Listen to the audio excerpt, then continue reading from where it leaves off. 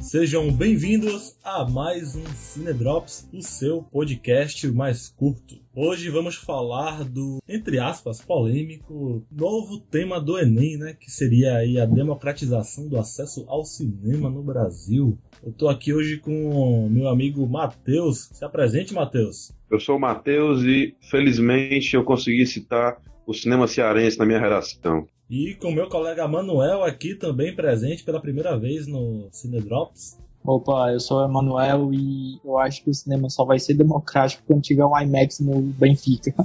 Eu sou o Ronald e, pra mim, a A24 deveria ser o principal exemplo para os cineastas brasileiros.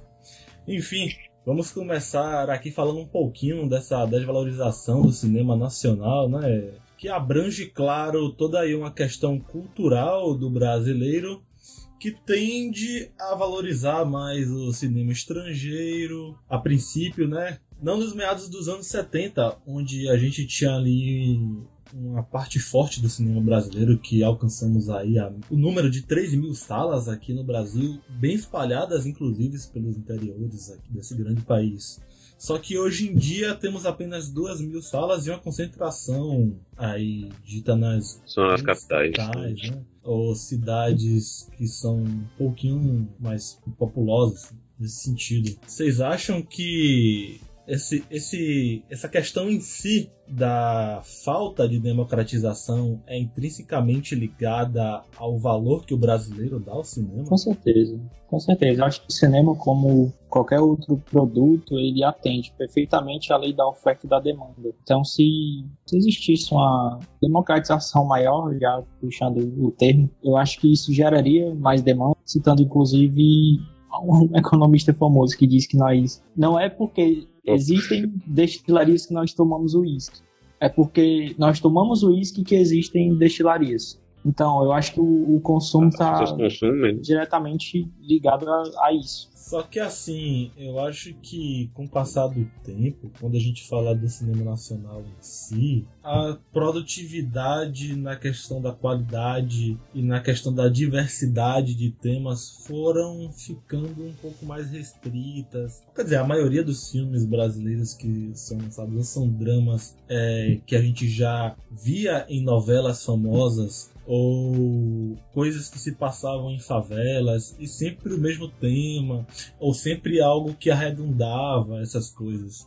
Não é que nem tipo um cinema coreano da vida que foca já mais no terror, uma espécie diferente ali, que tem uma identidade própria e sabe ser diferente, sabe sair um pouquinho do cotidiano sul-coreano, por exemplo. O cinema brasileiro, ele parece que se apega muito ao nosso cotidiano para estar mostrando a visão dos diretores e produtores. E, claro, acaba assim atraindo um certo público, mas é sempre mais do mesmo. Essa é a sensação que eu tenho hoje em dia, pelo menos. É um cinema mais realista do que narrativo, né? Eu acho que dá pra comparar assim. E você falou, né, essa questão de naquela época a gente ter mais de 3.000 salas, basicamente espalhadas por todo o país, né, e tal.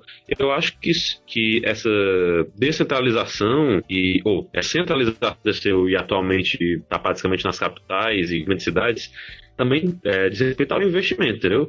Porque nessa época, quando começou basicamente a ditadura começou a censurar basicamente os filmes do cinema novo, assim, de alta qualidade naquela época, os cineastas ficaram sem investimento. Então, o capital que tinha aqui foi se evaporando. O dinheiro que tinha aqui foi para os filmes americanos que vinham já pagos e tal, e conseguiam se manter por todo o território. Isso contribuiu também para, a decadência do cinema brasileiro naquela época. E só foi voltar, a se estabilizar, na década de 2000, eu acho, né? É uma visão que você pode ter sobre esse processo. É verdade, um comentário que eu tenho a fazer sobre a fala do Matheus, inclusive, que a gente pode tirar do cotidiano do cinema.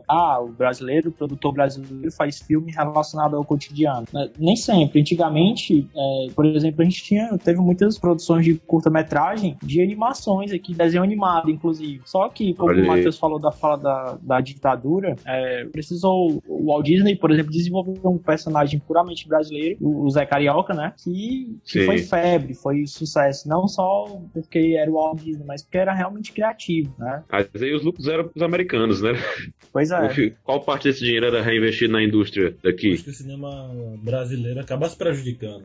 Se você pega nessa parte da premiação do cinema brasileiro, as fortes indicações tá justamente nesse período onde existia bastante salas de cinemas, que é mais ou menos ali para a década de 50 até o final da década de 80, né? Você já começa a diminuir um pouco mais esse número de salas no Brasil e fica também, desmotiva os produtores, os cineastas, até os produtores de art houses brasileiras a fazerem seus filmes. Eu acho que esse que é o foda, cara. Porque você pega filmes de nicho, produção de custo baixo, aí vem o Estado, né, adiciona imposto em cima de eletrônicos, em cima da porra toda que seja até na parte da divulgação. E eu acho que esse que é o problema. Esse é um problema quase que do sistema, entendeu? Não é um problema da produção dos filmes, né? Porque o filme aqui no Brasil, você fazer, como você falou, dos equipamentos, do próprio pessoal, a questão burocrática mesmo para fazer um filme, é praticamente inviável. Isso era, na época, é caro produzir. É inviável para pequenos produtores e tal fazerem filmes aqui. Diferente dos filmes americanos que já chegam aqui para serem distribuídos, já estão pagos só para gerarem lucro. Então, a função do Estado de fomentar a cultura, ela precisa existir para que essa máquina cultural do Brasil consiga girar, entendeu? Porque senão eles não, é impossível fazer isso sozinho. Só se houvesse uma grande reforma, sei lá, tributária, algo do tipo, entendeu? A maior força de divulgação sempre será o boca a boca. Com certeza. Para se acontecer um boca a boca, você tem que ter um incentivo no intermédio da baixa de impostos para que produtores façam mais qualidades em diversos pontos do Brasil e mais pessoas se interessem por assistir aquela produção de baixo custo, porém bem feita, porque os produtores tiveram a grana suficiente para fazer algo de qualidade, distribuir naquela cidade pequena, nos arredores ali, e tá atingindo mais o interior do Brasil, entendeu? Então há várias formas diferentes de você democratizar mais o acesso, assim, não só com diminuição de impostos, claro que na minha visão hoje é o principal, mas também abrindo o mercado para novos tipos de cinema, novas salas, permissão, concessões, sabe? Incentivos a empresas que querem chegar aqui, querem distribuir, porque público muito grande. O Brasil tem um puta potencial hoje para procurar um top 10 aí entre salas de cinemas e um top 3 até, quem sabe, um top 5 aí, em lugares onde mais se assiste um filme específico. Ainda mais nacional, né, cara? É um ambiente muito hostil, né, pro investidor, né, cara? Não é só questão tributária, é questão de divulgação mesmo, é o tipo entendeu? Empresário, em geral. O brasileiro já tem um preconceito. Ele é o tipo empresário, horrível. em geral. O Ronald falou um dado interessante aí, ó, que o número de salas de cinema caiu no fim dos anos 80, não é isso? Pronto. A gente tem que ver também o momento econômico que influenciou, com certeza, nisso, né? Nos anos 80, a gente estava vivendo uma recessão econômica muito pior do que a que a gente está vivendo hoje, certo? Inflação nas estrelas, né? E isso motivou o fechamento não só de salas de empresas em geral, né? E o Brasil, por mais que a gente tenha se recuperado com o Plano Real, coisas parecidas, o empresário da indústria do cinema não conseguiu se recuperar, né? A recuperação econômica do país veio no momento que está meio desfavorável para o cinema, né? Não teve uma recuperação total, realmente. E o Matheus falou uma coisa interessante aí, de que o empresário, ele deveria ter mais incentivo do governo e, cara, pior que ele tem. Eu dei uma boa lida na lei de incentivo à cultura, certo? A famigerada Lei Rouanet. Eu encontrei no artigo 18, parágrafo 3º, a linha H. Diz o seguinte, ó, que a construção e a manutenção de salas de cinema e teatro, que, aliás, ele incentiva, né? Ele incentiva, inclusive, a construção e manutenção de salas de cinema e teatro em municípios com menos de 100 mil habitantes, certo? A lei já prevê no Fundo Nacional da Cultura ou por meio de incentivos fiscais a auxiliar o empresário que quer investir nos interiores. Só que assim, Manuel, você dá um incentivo, é assim que o governo brasileiro age, se você já percebeu, ele dá um incentivo aqui, mas ele vai dar um jeito de arrecadar esse incentivo que ele te deu em outra ponta. Então, ele tá dando um incentivo fiscal para você abrir uma sala de cinema, mas ele cobra um pouquinho mais ali no espaço que você tá tendo para pagar o IPTU, talvez no imposto em que você vai comprar o equipamento. Então, de diversas formas, da forma como você vai divulgar, você vai acabar pagando outros tipos de impostos, e imposto em cima de imposto. Então, você tem um incentivo e na contrabalança você tem outros tipos de tributos para contrabalancear esse incentivo. Então, ou seja, o governo está ali se fingindo de bonzinho, que vai te dar um tal incentivo, blá blá blá, mas depois você tem uma perda do outro lado. É por isso que a gente não tem a tal democratização do acesso das pessoas de baixa renda. Porque a gente já pegando aqui o gancho do serviço de streaming, por exemplo, e do piratão, né, do torrent, o cara hoje ele vê um filme sendo lançado, ele quer muito assistir, beleza, ele pode até economizar ali seus 25 a 30 reais, a depender do local para ir assistir. Só que 25, 30 reais você tem uma Amazon Prime hoje, cara, que custa 10 reais. Você tem o Netflix. 10 reais. 10 reais. Você tem outros. O Apple TV Plus. Tá chegando a Disney Plus aí também, mano. Disney Plus aí. Tem a Apple também que vai chegar. Então vai comer o rabo. Já chegou. Apple TV Plus, 10 reais. Vai comer o rabo do cinema brasileiro de novo. Então, qualquer serviço desses, cara, o cara tem acesso a 500 filmes que ele pagando uma mensalidade que ele assistiria um filme no cinema. Então é completamente inviável, entendeu? Pois é, o único que ainda não compete com a Netflix, por exemplo, a Netflix já desbancava os cinemas, né? Mas o único que ainda não tá no parâmetro de competitividade é o Telecine. O Telecine tá cobrando R$ 37,90 por mês. Só que é um serviço que tem uma variedade maior de filmes, mas também tá no páreo, né? Desbancando os cinemas. Mas imagina aí, você é um cara que tem uma renda baixa, aí você quer separar 50 reais pra ver filmes, né? Você vai no shopping, cara, você quer comer alguma coisa, entendeu? Você quer fazer uma coisinha diferente. É muito mais barato você pegar 35 reais, ter um mês inteiro e pegar os 15 reais e comprar uma merendinha ali no mercado, chegar em casa e assistir a porra do seu filme. Mais barato ainda é piratear um filme, baixar o torrent. Então... acaba que a balança do outro lado, cara, o peso do livre comércio em cima das taxações, das regulamentações que caem sobre o cinema brasileiro é muito forte. O cinema brasileiro jamais vai conseguir competir com um mercado desregulado, entendeu? Jamais. Isso é beiro impossível, praticamente. Então, fica devendo muito aí, não só questões de incentivos fiscais, mas também de um modo geral, para que você possa ajudar, incentivar pequenos produtores. Aquele guri que está saindo do colégio agora e quer fazer um audiovisual, você já incentiva ele a poder comprar uma câmera melhorzinha para produzir ali tua art house, para produzir teu videozinho no YouTube, seu curta, entendeu, cara? Para que ele vá pegando uma experiência boa, para que no futuro ele possa ser mais um grande cineasta brasileiro, né? Então, a gente tem que pensar de um modo bem geral para poder atacar um problema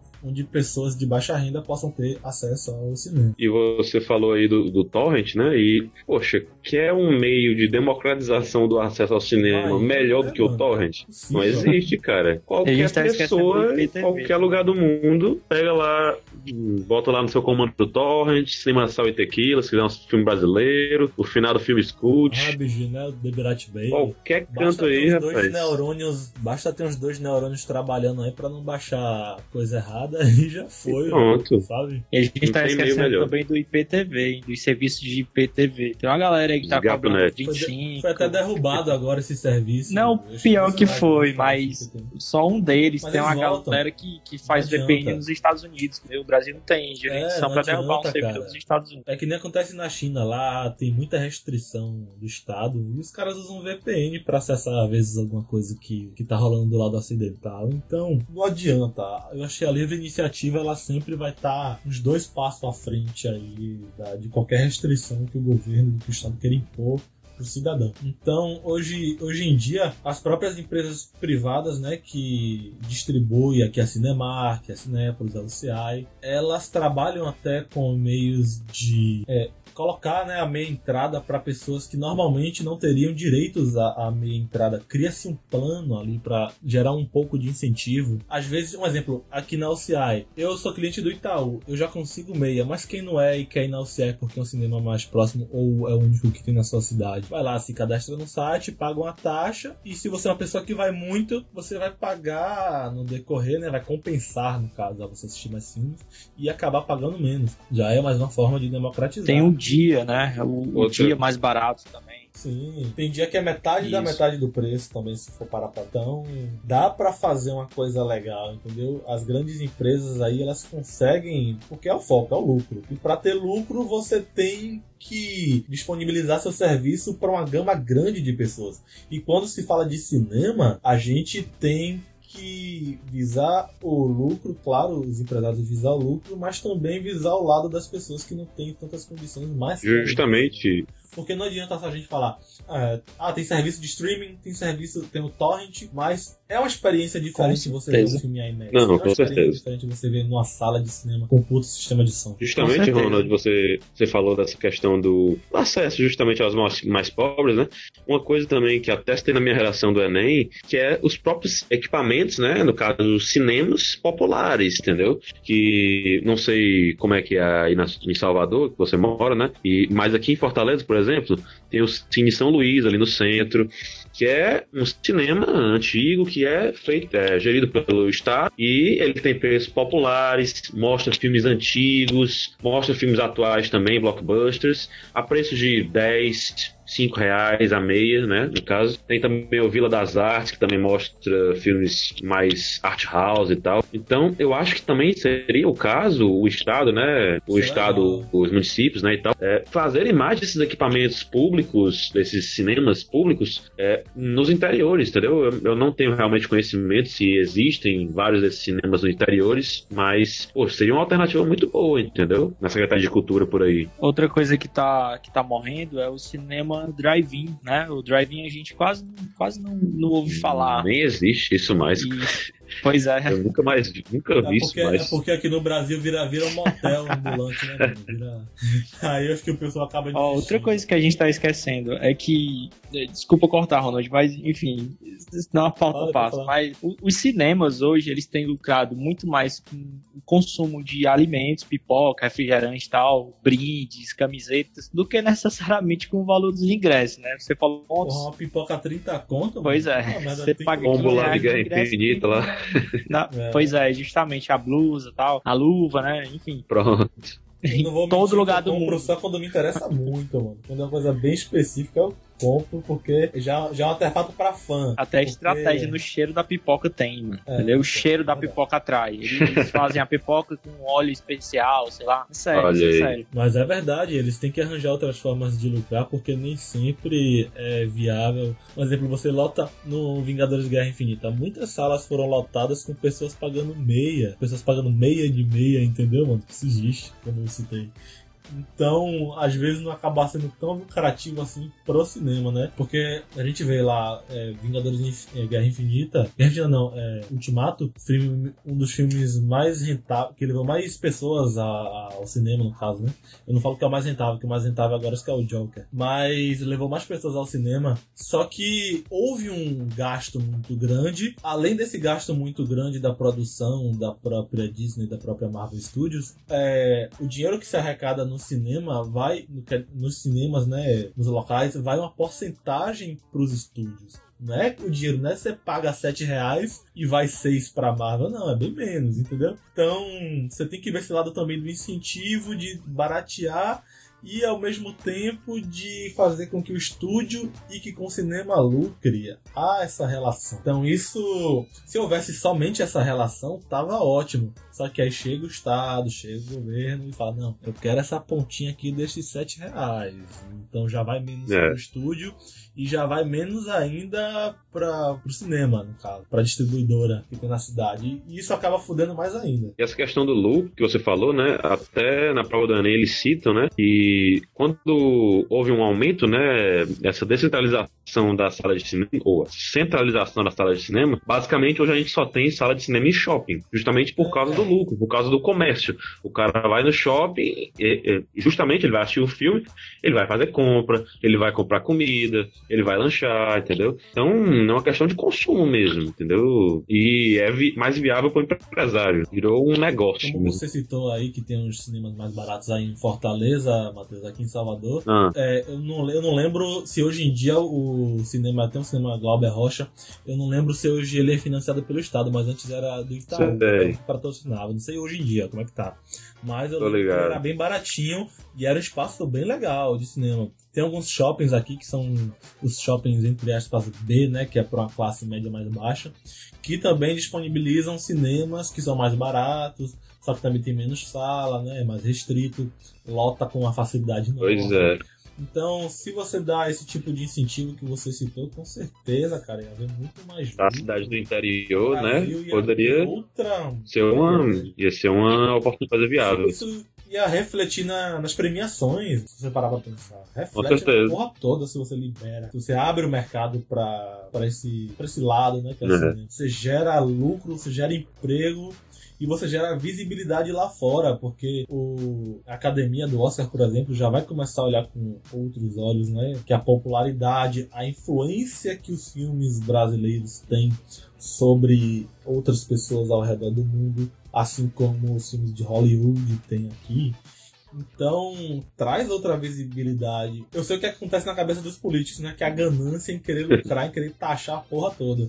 Só que é burrice, eu acho que eles arrecadariam muito mais. Como aconteceu até na Argentina há um tempo. Eles reduziram impostos, abriram o mercado para outros setores, né? Sem ser relacionados aos cinemas. E arrecadaram mais porque chegaram mais empresas. Sacou? Então, você abre o mercado, diminui o imposto no lado do cinema aqui no Brasil, você vai ter mais empresas, você vai ter mais sala, e até para esse lado do Estado, ele vai, no pouquinho, conseguir arrecadar mais. Então, o Estado, além de ser ganancioso, é burro nesse sentido, principalmente que o brasileiro que tá pouco se fudendo pro cinema, pelo menos por Pois é, e abrir o mercado pro pequeno e médio empresário também, desarmar os cartéis. Eu diria cartéis, né? Que é o que acontece mais ou menos nas telecomunicações hoje. Pode dizer cartéis mesmo. Pois é. Oligopólio, é isso. Pode dizer cartel mesmo. Comunicações, o que a gente tem? A gente tem Vivo, claro, né? O que mais? Oi e TIM. Todas oferecendo serviço de internet, vamos dizer assim, 50 mega, valor X, certo? Aí todo mundo tá vendendo amigavelmente. Elas se balanceiam. Isso, exatamente. Né? Aí o que é que eles resolvem fazer num determinado momento? Todo mundo tá vendendo, beleza. Vamos cobrar franquia de internet, franquia de dados. Aí o que é que tá acontecendo Exatamente, o que é que tá acontecendo no Brasil hoje? A população, a própria população que está se dando conta disso, está procurando serviços alternativos aqui em Fortaleza, Multiplay, Telecom, Mob Telecom. É difícil ver alguém assinando internet com a Vivo, gente, certo? Então, imagina se exatamente, se no grupo São Luís, né? Sei lá, um Kinoplex da vida resolveu aumentar tarifas e tal. Aí vem um pequeno empresário que montou uma franquia de cinemas baratinho mesmo, com bom equipamento, e resolve montar isso na periferia. Até pra baixar o piratão, exatamente, né? Cara, exatamente. Monta, sei lá, no galpão pequeno, no bairro de periferia. Cara, esse cara vai tomar o dinheiro do shopping, porque no shopping a gente tem a comodidade que o Matheus falou aí, né? Porque assim, eu acho que isso está diretamente atrelado até a estrutura do estado, vamos dizer assim, do país, do lugar que a gente vive. Por que a gente vai ao shopping assistir filme? Porque, cara, é um lugar que você pode deixar seu carro, ele tá seguro lá pelo estacionamento, no ar-condicionado, comodidade, tem lanchonete pertinho. Vamos pensar assim numa cidade, vamos colocar Albuquerque, no Novo México, nos Estados Unidos. É uma cidade com segurança, certo? Beleza, o cinema não é em shopping, é num galpão na cidade. Mas é uma cidade que você pode andar tranquilo, ter uma lanchonete do lado do cinema. Vamos dizer que é um shopping a céu aberto. O que acontece no shopping, no Iguatemi, aqui em Fortaleza, acontece em Albuquerque na rua, né? Então, quando falta investimentos em infraestrutura por parte do Estado em relação à população, acho que tende a acontecer. Acho que o cinema sente, né, de uma forma geral. E se tivesse algum incentivo, né, a esses, sei lá, microempresários e tal, eles poderiam até, sei lá, se houvesse um incentivo para eles levarem esses cinemas pro interior, quem sabe, né? Putz, sei lá, quantas cidades no interior não gostariam de ter um cinemazinho, nem que seja para passar blockbuster mesmo, mas, pô... Conheço bastante gente, Matheus, que mora no interior e queria assistir a um filme, só que tinha exatamente, uma cara, mais populosa, mais próxima para poder ir no cinema. Se tivesse um incentivo para um empresário médio, assim, fazer isso aí de fato, não fazer um shopping, fazer um cinema de rua, sei lá, como a gente tinha antigamente, né? E levar isso aí pro interior, eu tenho certeza que teria lucro, teria retorno financeiro. Até o grande empresário mesmo, um executivo sei lá, do grupo Cine São Luís aí, sei lá, resolve expandir o negócio. Coloca numa cidade pequenininha mesmo, não precisa ser muito longe, uma cidade muito interiorana com menos de 100 mil habitantes, como diz a lei. Coloca não vou dizer tal, vamos colocar o Juazeiro da vida. Juazeiro tem shopping, tem cinema, certo? Pois é. De lá funciona no shopping. Mas vai que eles colocam num lugar que não seja um shopping, sei lá. E eles fazem isso com outras cidades. Cara, isso vai despertar, inclusive... Nas grandes cidades tem cinemas que não são no shopping. Pois é, mas isso é um modelo que é pouco usual no Brasil. A gente vê mais em shopping. Mas isso desperta o olhar, inclusive, do empreendedorismo local, né? Porque, assim, pensando nessa lógica de comércio, ele não vai lucrar muito logo de entrada, porque a gente tá falando de uma cidade do interior, né? Mas... Ou vai, mano, porque é novidade, entendeu? Pois é. São vários fatores. Pois é, mas vai que um empresário local resolve fazer o mesmo. Vou colocar a concorrência aqui, entendeu?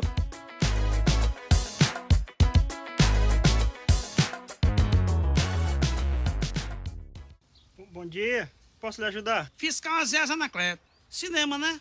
O anterior não deu muita sorte.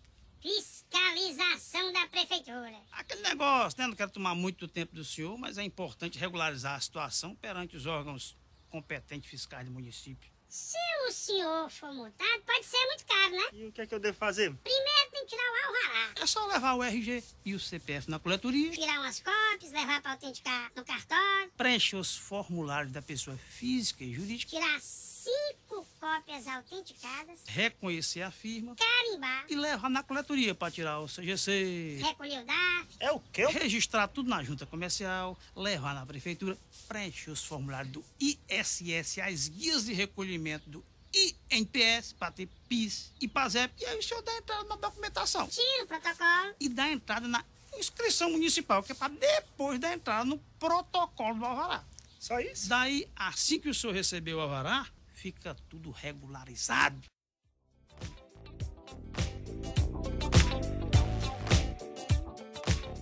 É porque, tipo assim, Manuel, pra você colocar um negócio num local específico, você tem que fazer no mercado, você tem que fazer uma pesquisa antes. Ou seja, você vai investir em pesquisa, então você vai chamar um Datafolha da vida e vai colocar numa cidade pra saber, uma cidade ali de 50 mil pessoas. Eles vão passar ali um mês, tentar entrevistar pelo menos 15 mil pessoas, 10 a 15 mil pessoas, se conseguirem. Eu acho difícil, né? Um número alto pra uma cidade tão pequena, mas enfim, chutando bem alto aqui. Aí eles conseguem entrevistar 15 mil. Aí dessas 15 mil, 10 mil nunca foram no cinema na vida e 7 mil dessas 10 mil gostariam de se deslocar a um cinema. Aí um número um pouco mais baixo, 3 mil tem o hábito de ir no cinema em outra cidade. Aí o cara fala, nessa cidade eu tenho um potencial aqui para estar colocando umas 3 salas e colocar uns filmes mais B aqui para testar a reação, jogar um blockbuster ali de vez em quando. Não, pois é. Como é que vai reagir, entendeu? Então tudo é uma questão de estudo. O que poderia acontecer com os cinemas é o que acontece, por exemplo, com as lanchonetes, com o mercado de fast food. Dificilmente, numa determinada cidade, o McDonald's vai desbancar uma lanchonete que já é conhecida por lá, entendeu? E também aí os lugares que o McDonald's chega,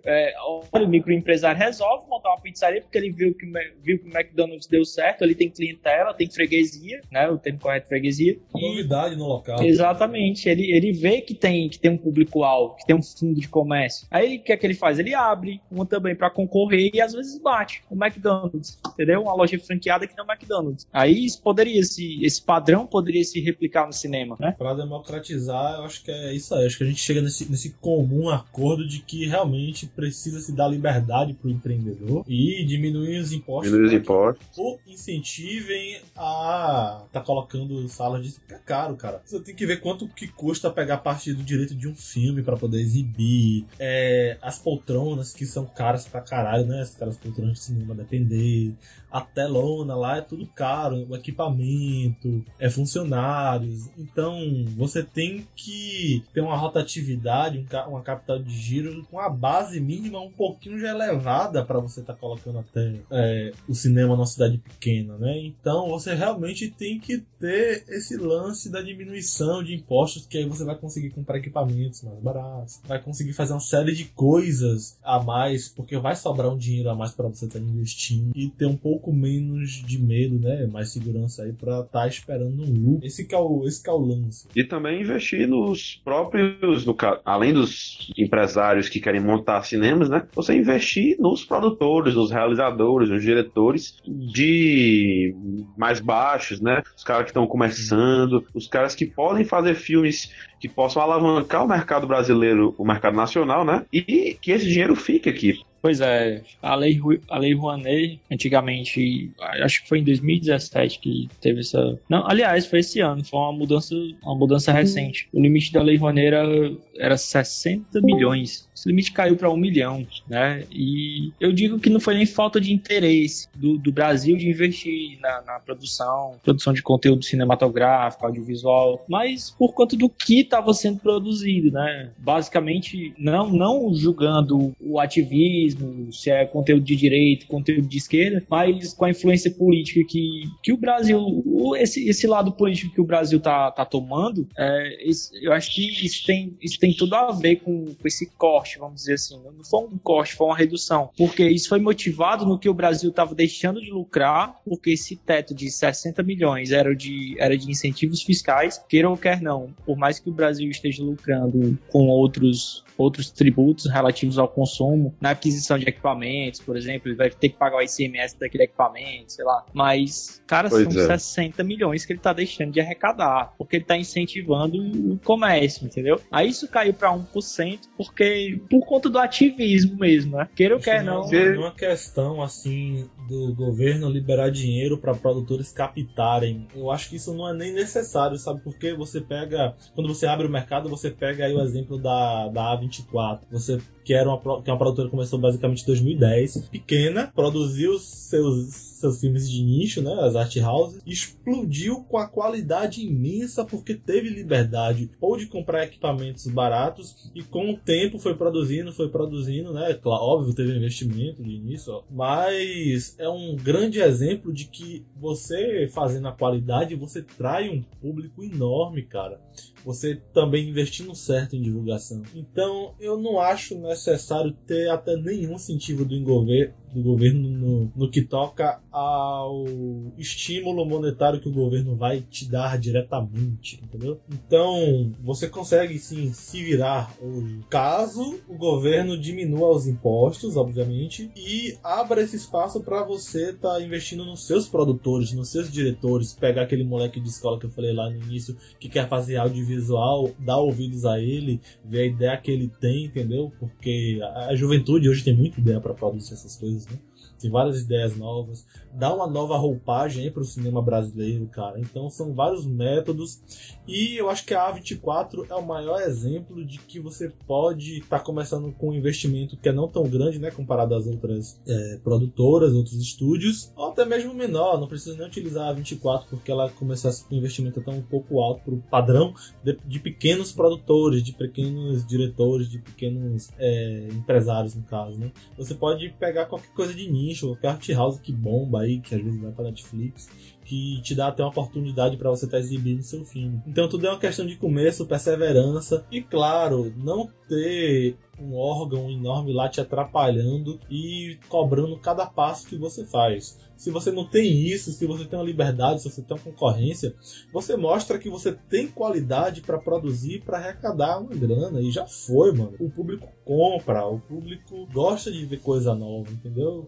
Pela curiosidade e pela divulgação do boca a boca, você acaba descobrindo novas coisas. Tem filmes que eu nunca vi na vida e que são de nicho, sabe? Tem na Netflix, inclusive, eu nem lembro o nome aqui direito, mas se eu lembrar depois eu falo. E que é baixíssimo orçamento e tá na Netflix, sacou, mano? Então, isso prova que o livre comércio tá aí lado a lado pra você produzir qualquer merda que seja. E sendo bom ou sendo ruim, sempre vai ter alguém pra comprar, sempre vai ter alguém pra admirar você, sempre vai ter alguém pra tá te incentivando, sempre vai ter investidores quando você tem uma boa ideia olhando pra você como um pequeno produtor ali, como um pequeno estúdio, e fala, porra, cara, eu quero investir agora 100 mil, e aí o que é que você vai fazer? Aí você, já consigo comprar esses equipamentos aqui, já consigo elaborar um fundo verde melhor com um editor um pouquinho mais profissionalizado, entendeu? Então, por aí vai, e é assim que as coisas andam, pouco a pouco, e daqui a pouco você lança um filme que explode, mano. É assim que as coisas andam. E se você não lançar esse filme que explode, você ainda assim vai ter seu público específico ali, sacou? Então você vai conseguir lucrar de um jeito ou de outro. Basta produzir coisas que atraiam o público ou uma qualidade que busque prêmios até, né? Como acontece até no Oscar, se vocês forem parar pra pensar. Tem filmes aí, tipo animações mesmo, que produtores pequenos fazem e vai parar no Oscar, sabe? É só de saber divulgar também da forma certa, buscar os contatos certos. Então é tudo uma questão de você unir a expertise, unir a liberdade e unir a divulgação a isso pra tá lucrando e pra tá gerando e pra tá incentivando pessoas a fazerem e pessoas a assistirem. Cara, eu discordo um pouquinho, né? Eu acho que você tá certo, né? Que você tem que o Estado teria que diminuir essa carga tributária enorme no pequeno produtor, no diretor e tal. Quem quisesse fazer essas obras audiovisuais, mas eu acho que o Estado tem sim o papel de fomentar esses pequenos e médios, pessoas que querem produzir filmes. E no caso, como a Manuel falou, você só tem que ver, se o Estado teria que ver, esse cara aqui tem um potencial muito bom para desenvolver e ajudar o mercado aqui nacional. Vamos investir nesse cara. E não você investir por uma questão político-ideológica. Isso aí é que eu acho que tá errado. E agora o governo quer mudar isso, mas tipo, sei lá, mudar para outro lado, fazer filme evangélico ou algo do tipo assim, entendeu? Isso tá errado do mesmo jeito que o PT fazia, na minha opinião. Liberava mais verbas para filmes de esquerda. Eu entendo o seu ponto no lance dessa divulgação pequena. Pois é. Só que o meu ponto, eu me mantenho nessa questão de você tirar o peso das costas. Não é você ajudar dando grana, mas sim tirar o peso das costas. Porque hoje o Estado é um peso nas costas do pequeno produtor. Mas não é da grana. Não é da grana. É você diminuir a carga tributária. Tipo, é a captação. É uma empresa que dá, entendeu? Não é... Essa história do diminuindo a carga tributária, você tira o peso. Isso é tirar o peso das costas. Mas na própria Lei Rouanet, não é o Estado que dá, toma aqui não sei quantos milhões. Ele libera pra pessoa captar de alguma empresa e tal, entendeu? A Lei Rouanet eu acho até decente o formato dela. Pra quem vai esse dinheiro, que é diferente, né? Pra quem é que pode utilizar aquilo ali? Se é um artista que não precisa disso, se é um cara que só tá recebendo esse incentivo por causa da ideologia, se é um cara de qualidade, um produtor que tá querendo fazer o filme dele direitinho, aí depende, né? Pera aí, Matheus, você tá falando que tipo, a Lei Rouanet, eu não parei pra ler a Lei Rouanet, não vou falar o que eu não sei sobre essa lei, mas você tá falando que ela é uma permissão para que pessoas captem recursos de outras pessoas, é isso? Não, na verdade ela é como se fosse uma carta de crédito. O Emanuel pode explicar melhor aqui. Diz aí, Emanuel. Ela é como se fosse, em termos leigos e técnicos, ao mesmo tempo, uma carta de crédito para alguém que tem um projeto, né, para você adquirir essa concessão. Você tem que ter um projeto, você apresenta ao Instituto Ministério da Cultura, que agora é a Secretaria Especial da Cultura, vinculado ao Ministério da Cidadania. Como se tivesse um fiador, né? Isso, exatamente. Exatamente. Esse projeto, ele passa pela análise de pareceristas. Da Ancine, né? Isso, exatamente, da Ancine. Aí vão dizer sim ou não, o que é viável. A comissão, entendeu? A comissão Exatamente. diz se esse projeto é hábil a participar no caso do procedimento da lei, entendeu? Exatamente. Eles analisam o projeto em si, eles analisam orçamentos, prazos, se o projeto faz sentido. Aí, após essa análise de pareceres, eles vão indicado, aliás, o projeto é encaminhado diretamente para o ministro da Cultura. Mas a grana que sai para o pequeno produtor não é da União? Uma grana do governo para o produtor? Não é da União. Na verdade, o governo, ele autoriza essa captação, né, depois da aprovação agora do secretário especial da Cultura. Sim, da onde? E depois do ministro da Cidadania. Capta onde, no caso? Ele autoriza, o próprio produtor, quem apresentou o projeto, vai até as empresas, né, como a gente vê nos filmes nacionais aí, sempre tem patrocínio da CSN, da Petrobras. Eu não vi sentido, então, nessa lei, me desculpa, eu não vi sentido você ter que autorizar que duas pessoas façam uma transação por meio de análises de um órgão que vai decidir que mas tipo de essa análise é justamente para acontecer o incentivo fiscal, entendeu? O desconto nos impostos. Porque aí não é meio a empresa é beneficiada, entendeu, Ronald? Você não consegue enxergar o mal que há nisso. Porque, tipo assim, o que eu entendi, o que eu interpretei aqui. Mas aí, Ronald, a empresa que ajudar a financiar isso aí é beneficiada com incentivos fiscais, entendeu? Então, no final, todo mundo ganha. Pelo menos nessa visão, assim, entendeu? Então você precisa de uma permissão do governo para ganhar uma concessão fiscal, uma permissão fiscal ali, né, uma ajuda para a empresa, para que você incentive um pequeno produtor que tem uma boa ideia, no caso. Na verdade, é o que o produtor não ganharia de um banco. Por exemplo, dificilmente um banco vai... Um empréstimo, eu posso dizer, dificilmente. Para um produtor iniciante, que não tem praça, que não tem experiência, não tem nada produzido. Exatamente. Isso é o que o governo está fazendo, analisando o projeto dele de forma técnica. Porque o banco que vai analisar são os analistas de mercado, são os banqueiros. No governo, não. Ali é rentável, A Lei Rouanet são cineastas, são técnicos que vão fazer determinados pareceres. Isso, tem um projeto legal. Essa Lei Rouanet, ela tá fazendo meio que um papel do LinkedIn mais hoje em dia, só que com esse lado aí de incentivar fiscalmente, ou seja, eu sou o órgão que dá permissão ou não através de minha análise, que eu já acho muito errado, porque se eu tenho uma ideia... Pois é, a análise é técnica, entendeu? O problema da Lei Rouanet é o ativismo, tá entendendo? Eu acho justo. Eu não vi nem pelo lado desse ativismo, porque tipo assim, eu tenho uma ideia e eu tive a oportunidade através de um meio de iniciativa privada, por exemplo, de um site, eu jogo uma parte da minha ideia ali, aí vem o empresário e vê minha ideia, um exemplo, naquele site, tipo o LinkedIn, por exemplo, e quer investir em mim. Ou seja, se não houvesse um peso já pré-colocado, né, já colocado neste empresário, e se não houvesse um peso já colocado em mim, eu acho que não haveria necessidade, então, dessa Lei Rouanet, no caso, porque eu teria um investimento direto, onde os riscos seriam somente meu e do empresário de forma direta, e não ia precisar, se eu não tivesse esse desincentivo fiscal aí, no caso. Eu acho que não haveria necessidade se você quer ter investimento. Mas isso aí, Ronald... eu acho que você acha. Isso aí que você tá falando, eu entendi, um intermediador isso aí que finge tirar o peso das costas de ambos, né? Mas, na verdade... Mas isso aí que você tá falando, Ronald, é 1 em 1 milhão, cara. Tipo, tem milhares e milhares de produtores brasileiros, diretores, que não tem dinheiro pra fazer isso, entendeu?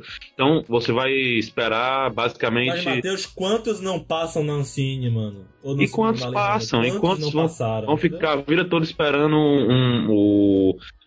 a solidariedade de algum empresário? Não existe isso aí. Não é solidariedade, porra. É como você fazer um projeto hoje, por exemplo, na área da engenharia, na área da arquitetura, na área do direito que seja. É como você fazer um projeto hoje, você não vai ter uma lei que vai jogar a tua ideia no mercado pro empresário captar. Não, você vai ter que correr atrás, entendeu? Se você tem uma ideia boa, você corre atrás que você consegue, cara. vai ter alguém querendo lucrar em cima de sua ideia, entendeu? É assim que o mercado funciona. Não precisa de uma lei pra isso. Mas a arte não é só lucro, Mas a cara, lei é diferente. É porque, eu assim, acho que não dá pra enquadrar Eu desse sei jeito. que a arte não é só lucro. Você ainda pô. tá levando em consideração que é o que você tá achando assim, tipo, é o Estado e tal, mas não é. No final, acaba sendo a mesma coisa que tu tá falando, entendeu? Porque o produtor, ele, através dessa, vamos dizer, desse check do governo, ele vai buscar do empresário o que vai ser benéfico pra ele, pra população em geral e pro empresário, entendeu? Que é a isenção fiscal. Todo mundo Se sai ele ganhando. consegue 1 milhão, ele consegue 1 milhão. Se o empresário dá 1 milhão pra ele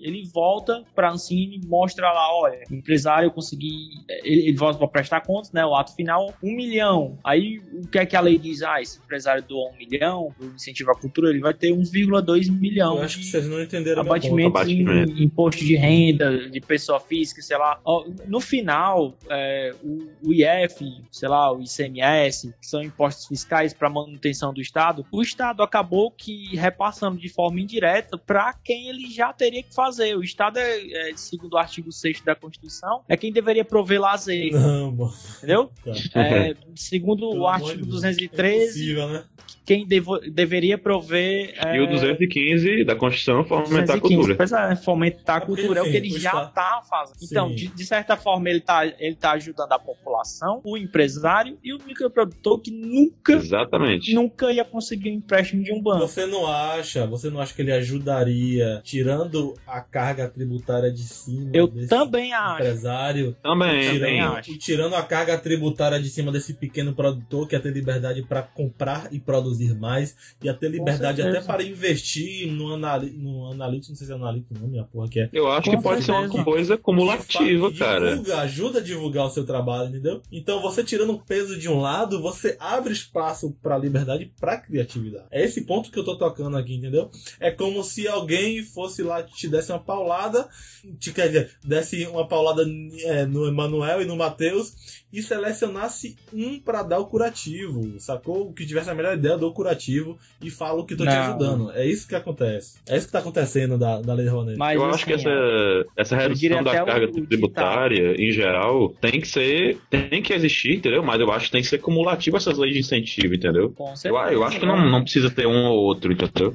Matheus, é como diz o ditado em inglês, why not both, né? Por que não os dois? Entendeu? É. Então, a gente já tem a Lei Rouanet para incentivar o microprodutor, sei lá. Por que não também a redução da carga tributária? Pois é, como eu Totalmente a disse, Eu favor. acho que se você já reduz a carga tributária, você não precisa estar recorrendo à Lei Rouanet. Precisa. Mas e aí, como é que ele vai conseguir know-how para ter a aprovação, para poder captar esse dinheiro? De onde que ele vai tirar esse dinheiro? Se não Ó, for O empresário, ele não vai dar de mão beijada Existe, o Matheus. dinheiro pro produtor investir, entendeu, Não cara? existe dar dinheiro Pois de é. mão beijada. O que existe é você ter o seu projeto, você correr atrás de apresentar para pessoas específicas que estejam interessadas em investir. Isso está acontecendo de uma forma intermediada pelo governo, pela Lei Rouanet. Isso é 1 Não é em 1 milhão. O governo Pois é. fazendo isso facilita e todo mundo ganha. Exatamente. Só que o governo, ele limita, é o que acontece, ele limita é o que o isso. empresário, o que tu tá Quando dizendo. entenda, que o empresário, com a Lei Rouanet, Ronald, escuta, o que tu tá dizendo que o empresário vai atrás aliás, que o produtor de filme, sei lá, o cara que produz ele curta-metragem, tem que se virar para ganhar dinheiro. produz uma série, certo, mas ele tá se virando. Na Lei Rouanet ele ainda tá se virando. Sim. A questão é que ele tem um auxílio do governo para ele. Não é o Estado que tá dando dinheiro para ele. O Estado tá dando só um auxílio, digamos assim, um crédito a mais para dizer, olha, você tá certificado para... É tipo assim, mano, eu tenho... E faz o cara Eu crescer, né? tenho um pente aqui na minha mão, exemplo. Eu tenho um pente aqui na minha mão. O Matheus é Estado e você é empresário, mano. Cada exemplo. É pra você entender. Eu quero Cara, vender esse pente pra você. Eu quero falar que ele é bom pra caralho, que pintinha um cabelo, que você vai fazer a caralha toda. Eu não preciso passar pelo Matheus pra chegar até você. Eu posso chegar diretamente a você e Não. apresentar minha ideia, entendeu, cara? É bem diferente. Ó, vou citar outra, uma Ronald? analogia pra ti. Vou citar uma analogia pra ti, pra gente entender o que é a Lei É o Rouanet. intermediador, entendi. Eu quero tentar uma seleção de mestrado na Universidade de Harvard. por exemplo.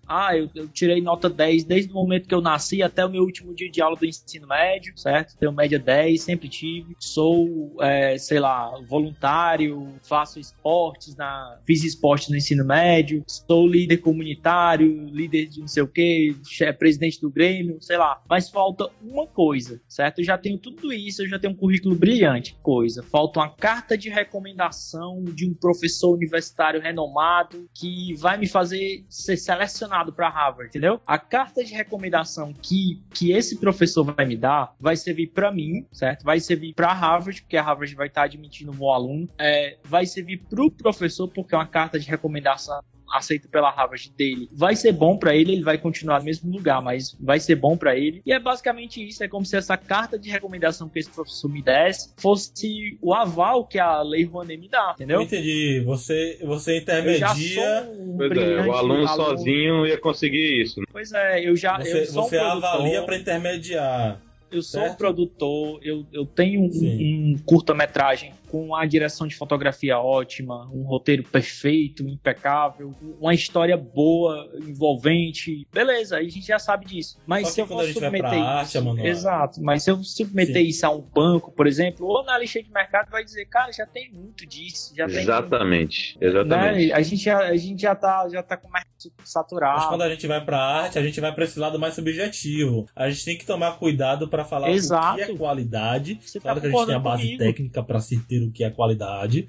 Só que, tipo assim, se você... Eu tô concordando, pô, mas entenda. Eu acho que não precisa... Eu acho que, um exemplo, você pode sim ter um intermediador, mas que esse intermediador não necessite de ser o Estado, porque o Estado ele pesa no tributo pra cima de vocês e ele seleciona alguns para não pesar o tributo. Quando eu falo de ter o intermediador por iniciativa privada ou você apresentar o seu projeto diretamente para um empresário, você não vai ter esse peso do tributo em si, né, teoricamente, e você vai poder apresentar a sua ideia para vários outros e você vai ter a liberdade para que várias e várias pessoas possam chegar até o empresário, porque tipo assim, Ancine, a Lei Rouanet, ela intermedia e vai lá te exclui. Vamos supor que ela exclua um trabalho que seja bom e que daria lucro, e aí, como é que fica? Você vai ter uma dificuldade a mais para chegar no empresário porque seu trabalho já foi mal visto lá. Mas é a questão da avaliação que tem que ser melhorada e tal, entendeu? No órgão estatal, mas deixa eu te falar só uma coisa que ainda tá meio desconhecida aqui na conversa. Se o empresário me doa, sem a Lei Rouanet, 10 milhões de reais, tem um imposto chamado ITCMD, Imposto de Transmissão, Causa, Morte e Doação. Se ele me doa uma grana, eu vou ter que pagar ali. Uma série de impostos, mas só que eu digo é que... Pois é, dependendo da forma com que ele me pagar isso, ele vai me pagar, ele vai via contrato. E com a Lei Rouanet é essa grana toda livre de impostos.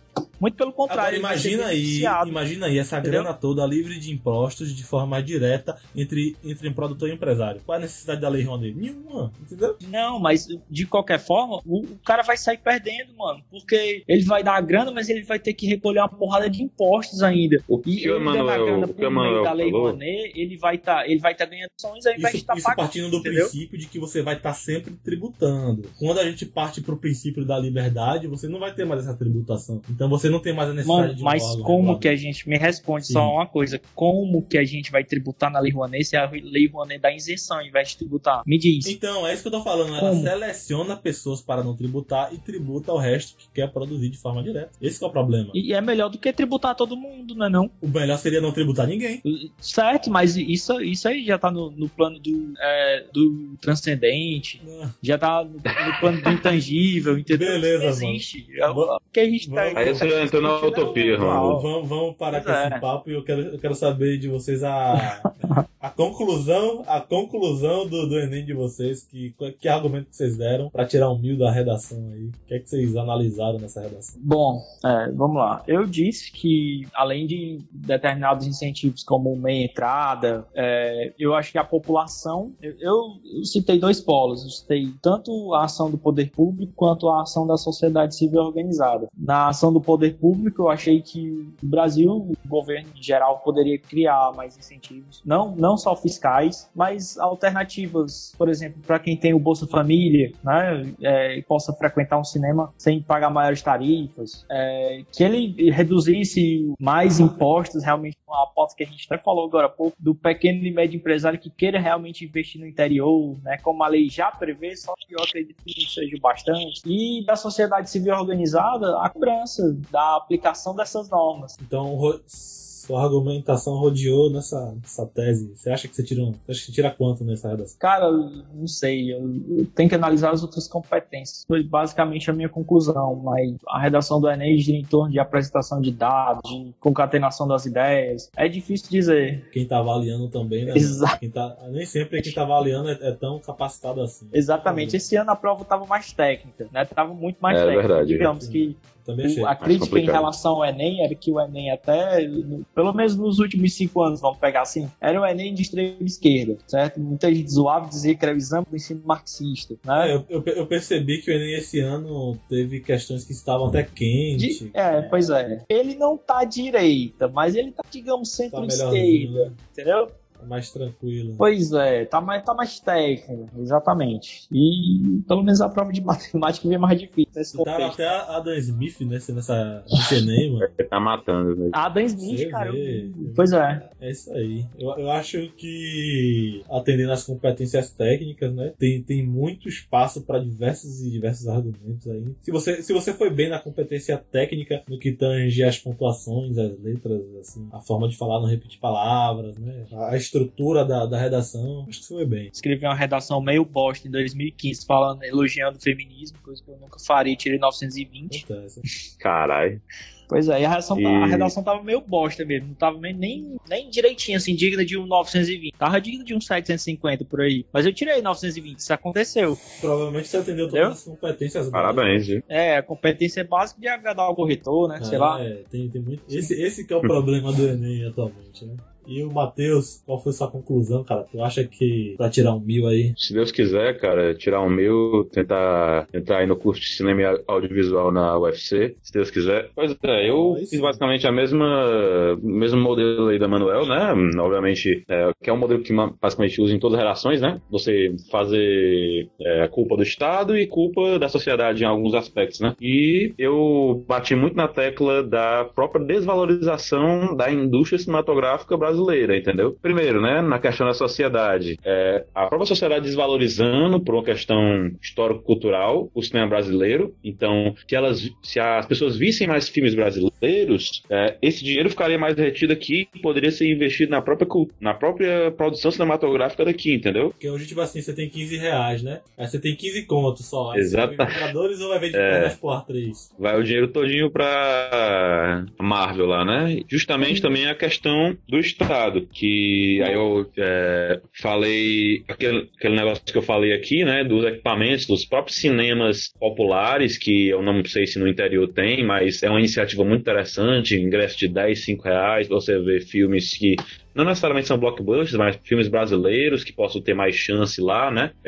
Filmes antigos, quem sabe, para aumentar a cultura das pessoas, talvez. E a própria questão dos pequenos produtores e diretores e tal, porque os editais que tem para fomento à cultura já são poucos e muito disputados, entendeu? E eu não entrei na questão ideológica na redação, entendeu? Mas na questão da disputa, entendeu? Você ter mais e mais distribuídos, entendeu? Pela qualidade das produções, entendeu? E eu tive a oportunidade também de citar filme cearense Cine Hollywood, rapaz, que, putz, é a mesma coisa da redação aqui, que é basicamente muito bem não sei se citado, já assistiram, mas a história é basicamente de um proprietário de um pequeno cinema no interior do Ceará, e é a luta dele diária para lutar contra a desvalorização dessa atividade, entendeu? E com a chegada das TVs que vai basicamente extinguindo o cinema no interior, né? E o filme acaba basicamente dizendo: hoje só 5 municípios do Ceará tem cinema, entendeu? Dos 180 e tantos. Então, eu acho que encaixou sensacional. Foi uma oportunidade única. Entendi. Eu acho que quando você termina a redação, vai pra casa e reflete um pouco, você percebe que poderia ter adicionado muitas coisas na redação. Putz, né? cara, totalmente. Isso que é o foda. Eu, por exemplo, cara, eu gostaria de ter citado o exemplo da A24, eu acabei não citando.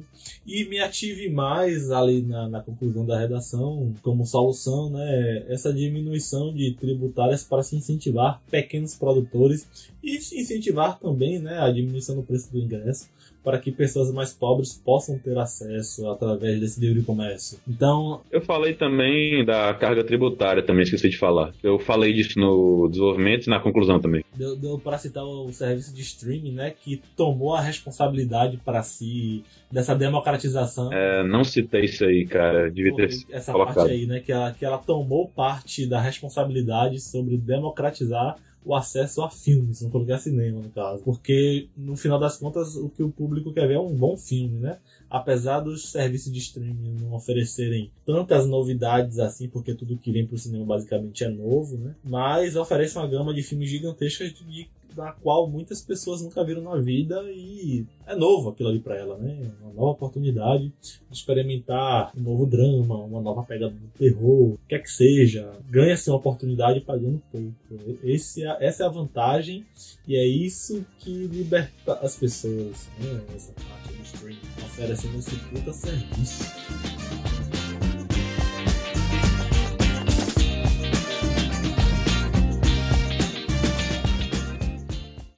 Um dia me perguntaram o futuro do cinema. E eu fiquei sem resposta. Mas hoje eu posso afirmar que enquanto houver vida, haverá cinema. Pois a vida não existe sem história. Nem a vida faz sentido sem suas histórias para contar. E o nosso dever de exibidor é levar essas histórias dos cineastas, que são contadores de histórias, para as pessoas que querem se emocionar com essas histórias.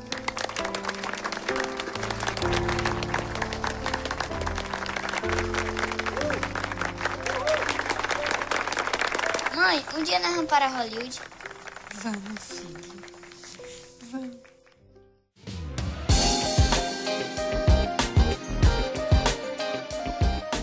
Bom, é isso aí. Vocês querem deixar alguma consideração? Ou o quê? Assista Cine Hollywood de Alder Gomes, grande visionário, diretor cearense. Um abraço, até a próxima. Quer deixar alguma consideração, Manuel? Assista Cine Hollywood, que dentro de tudo que a gente discutiu aqui nesse podcast, uma das coisas que o empresário no filme, né, no caso, enfrentou foi a carga tributária. Exatamente. Grande Francis Gleison. Caralho, agora que eu me toquei, Emanuel. Basicamente, quando ele chega na cidade, cara, nas primeiras cenas pode ele chegar na cidade. Aí ele chega lá, tá pintando lá o cinema de azul e tal, não sei o que, bem bonitinho. Aí chega o cara na prefeitura, fiscal, autuando o cinema, o fiscal. Você tem que pagar, você tem as taxas de não sei o que, as taxas de não sei o que. É foda, né? Quando chega, o cara acaba com as economias todas da família por causa das taxas da prefeitura pra montar o cinema. Ele tem que fazer um acordo lá com o prefeito.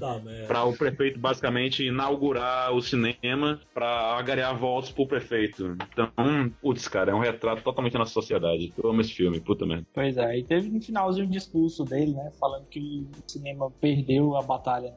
Ele falou perdeu a batalha, infelizmente. TVs, né, que antigamente tinha até programas do governo de levar TVs os interiores, né? Para os interiores, para as praças, né? E é o que acontecia. E era a concorrência dele na época, né? Hoje a concorrência dos cinemas é o Netflix, como dito, né? Basicamente. Bom, é isso aí. Muito obrigado aqui pela participação do Emanuel. Espero que ele volte mais vezes, né? Acho que ele foi um bom agregador de conteúdo. Opa, eu que agradeço. Matheus mais uma vez aqui com a gente. Valeu. Fixo, Matheus, né? Praticamente. Deve uma sujeira aí no podcast. mas é isso aí. Muito obrigado. E galerinha que tá ouvindo esse Cine Drops aqui, que era pra ser seu podcast mais curto, mas a gente acabou se estendendo mais um pouquinho, né? Não boicote o cinema, não boicote os filmes nacionais. Boicote a Marvel. O que gera o problema, né? Boicote a Marvel. Também, boicote a Marvel, que a Marvel não é cinema. Boicote a DC. E muito obrigado, valeu. Valeu. Assiste o Cine Hollywood, falou. Esse dilema, qual é a diferença da TV para o cinema? Um é bom, outro é melhor. Chega de forró,